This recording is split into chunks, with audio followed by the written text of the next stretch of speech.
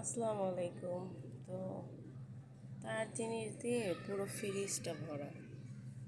আমি যে একটা চিংড়ি মাছের পোটলাও রাখবো এটার জায়গা পর্যন্ত নাই। পুরো ফ্রিজটা কিনারা কোনারা সব ভরা তার জিনিস দিয়ে, মানে শাশুড়ির জিনিস দিয়ে ভরা। স্বাভাবিক তার ফ্রিজ তার জিনিসই থাকবে, কিন্তু আসলে ছোটো মোটো কোনো জায়গাও নেই যে আমি কিছু রাখতে পারবো।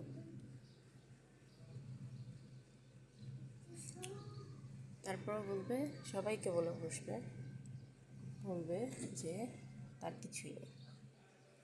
এই রুটি বানায় রেখে দিছে, এখানে অনেকগুলো ফুলকপি ছিল সেগুলো নিয়ে গেছে, তার জিনিস দিয়েই পুরো ভরা, সবই তার।